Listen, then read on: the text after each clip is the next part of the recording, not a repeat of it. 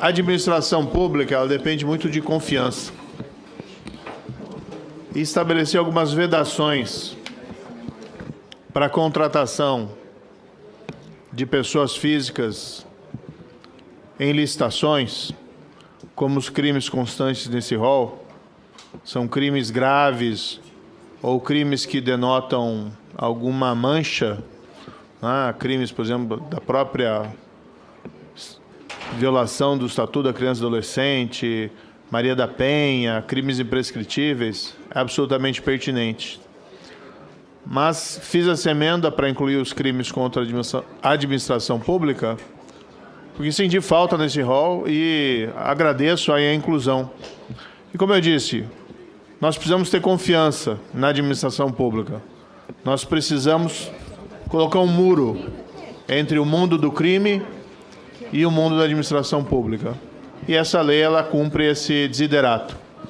Até compreendo, né, a proposta colocada pelo ilustre senador, mas, respeitosamente, aqui eu discordo, porque não me parece uma restrição excessiva, já que, assim, qualquer que seja o crime contra a administração pública, senador, independentemente do montante da pena, você tem uma violação, você tem uma quebra de confiança por um funcionário público, de uma posição na qual ele foi investida, e não me parece aqui que nós estamos falando de um rigor desnecessário, até porque a pessoa condenada, ela pode, depois de cumprida a pena, e aqui vejo nós estamos falando em trânsito em julgado, cumprimento da pena, ela pode se submeter ao procedimento de reabilitação e recuperar ali os seus direitos.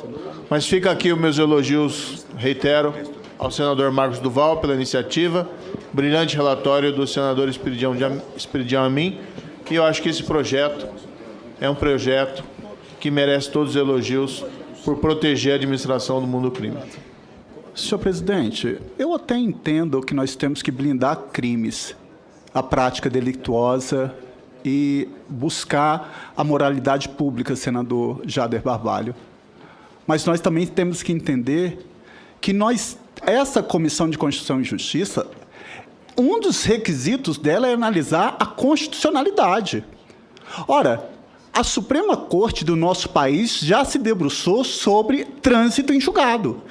A premissa é clara: ninguém será considerado culpado até o trânsito em julgado da sentença penal condenatória. Quer queira, quer não queira, foi essa decisão. Decisão judicial não se discute, cumpre.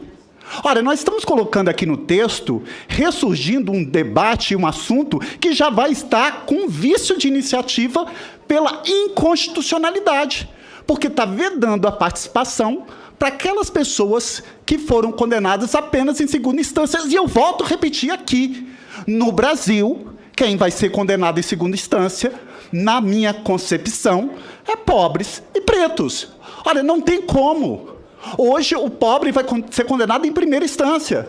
Aqui nós estamos colocando um empecilho para decisão condenatória em segunda instância. Isso vai contra, e eu vou pontuar aqui, o artigo 5º, inciso 58, ninguém será considerado culpado até o trânsito em julgado de sentença penal condenatória.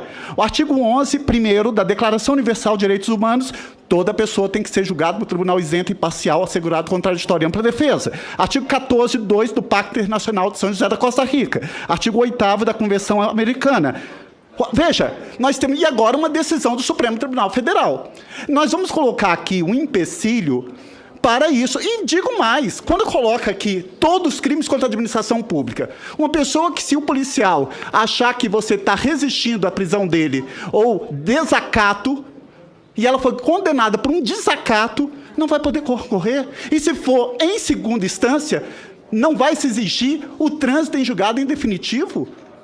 Minha gente, a liberdade é um dos principais bens jurídicos que tem que ser tutelado pelo Estado brasileiro. Tudo tem uma razão de ser. O principal bem jurídico é a vida humana. Por isso que o homicídio abre o Código Penal. Mas a liberdade, ela é sagrada. Qual o valor de uma pessoa que fica preso 580 dias ilegalmente? Blindar também de criminalidade, eu quero aqui fazer uma ressalva, senhor presidente. É um juiz utilizar instrumento processual para levantar sigilo de uma presidente, é interferir diretamente na eleição de quem estava na frente de um processo eleitoral, é ficar em conluio com o Ministério Público, conduzindo... Questão de ordem, presidente. Estamos discutindo o projeto ou estamos fazendo ofensas pessoais? O senhor vai... Isso tem relevância, porque o senhor foi diretamente responsável. Falar em corrupção, a corrupção é isso que o senhor fez.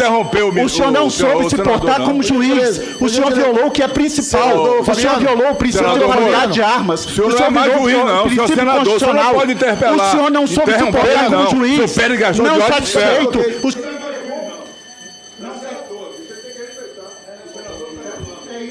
Não, pera lá. Não tá... Senadores, por gentileza. Não, pera lá. Nós estamos tratando uma matéria e o assunto descambou para outro assunto. Não, deixa eu fazer um pedido aqui da matéria. Nós estamos discutindo uma matéria. Tem um senador utilizando a palavra. Todos os senadores estão escritos aqui. Está escrito senador Sérgio Moro, está escrito senador veneziano Vital do Rego. Todo mundo vai falar. Vou com a palavra, Vossa Excelência, para continuar a sua manifestação. Se tiver uma pessoa responsável no país que foi responsável para a anulação de qualquer sentença, essa pessoa foi esse ex-juiz que não soube se portar como juiz. Ele violou o princípio de paridade de armas. Ele violou o contraditório e ampla defesa. Ele violou o que é mais sagrado dentro do processo penal.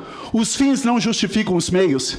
Não se soube se portar como juiz. Não satisfeito, integrou o Ministério da Justiça e saiu daquele que ele ajudou a eleger e saiu denunciando por interferência na Polícia Federal. No âmbito privado, foi advogar para a empresa, pasmem, de que ele foi um principal alvo da operação, essa empresa. Olha, minha gente, nós temos que preservar um dos principais bens jurídicos, que é a liberdade. Eu não vim aqui, já falei mais uma vez, eu fui eleito como senador para defender as pautas, eu não vim aqui discutir Operação Lava Jato. Agora, eu repudio as palavras ofensivas de Vossa Excelência contra a minha pessoa. Eu não vou falar aqui do roubo da Petrobras, de 6 bilhões de reais, nos governos do PT, do seu partido. Eu não vou falar aqui que a condenação do presidente da República foi feita não só por mim, mas por 3 juízes em Porto Alegre, por 5 juízes no STJ. E a anulação depois foi por motivos formais. Ninguém declarou o presidente inocente. Mas eu não Quem foi condenado suspeito foi o senhor pela Suprema Corte. Não foi condenado, não era parte do processo. Foi condenado suspeito. Foi reconhecido que o senhor foi suspeito. Fabiano, isso é uma pior chaga. Isso é uma decadência moral. Fabiano, o senador está com a palavra.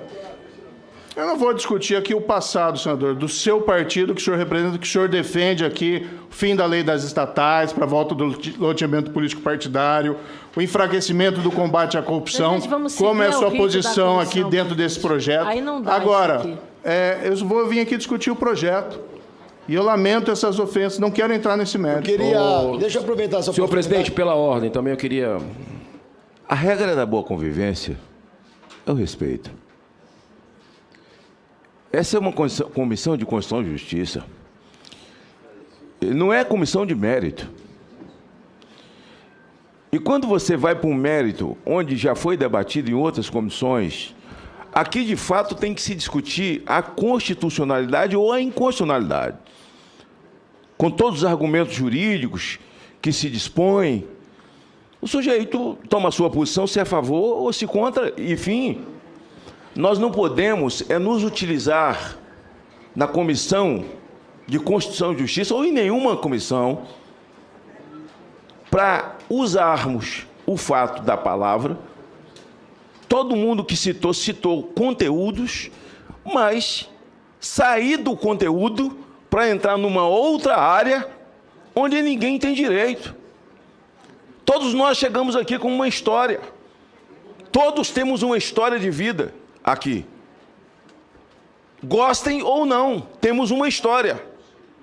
Chegamos aqui porque pregamos essa história nas ruas. E o povo nos mandou para cá.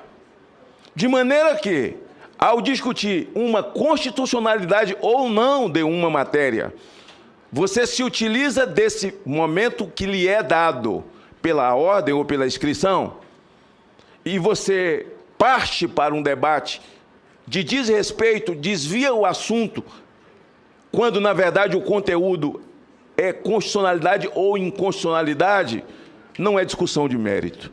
Então é o seguinte, eu tenho posições, senhor presidente. Sempre tive. E muitas vezes muito duras as minhas posições, mas nunca com desrespeito. Porque a regra para conviver é respeitar. Isso eu queria deixar colocado aqui.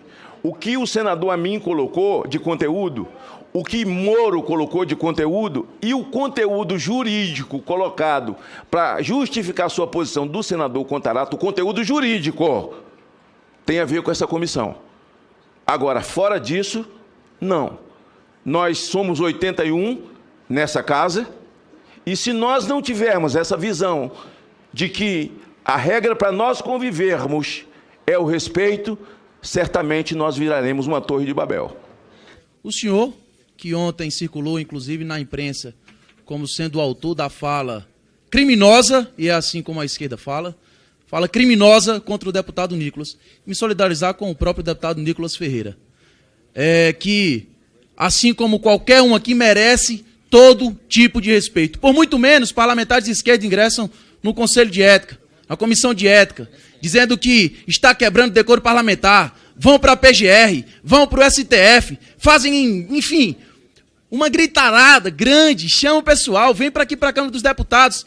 Eu gostaria de ver o Partido dos Trabalhadores, o PSOL, inclusive, da deputada Selma Bonfim, que estava aqui sorrindo e piscando para o André Janones enquanto ele falava essa fala criminosa direcionada ao deputado Nicolas Ferreira. Eu gostaria de ver o repúdio, inclusive, desta comissão. Se tem deputado aqui que pode quebrar microfone, eu posso chamar o deputado Chupeta de chupetinha, sim.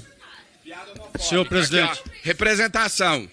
Vou representar no Conselho de Ética. Presidente, quebrou o decoro. Quebrou o decoro. Vamos entrar no Conselho de Ética. Eu quero sua cassação. Caralho, não é palavra para ser dita aqui. Senhor presidente, é uma mulher. É uma mulher. Presidente. Peraí, calma. Presidente, tem uma mulher falando, vamos tem tratar. autorização para xingar.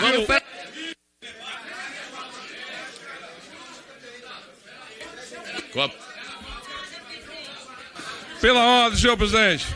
Pela ordem, senhor presidente. presidente. Tenha paciência. Presidente, Pela ordem, senhor presidente. presidente. Não consta no Presidente. Pela ordem. Pela ordem, senhor presidente. Pela ordem. Hoje nós estamos numa casa que merece e precisa de respeito.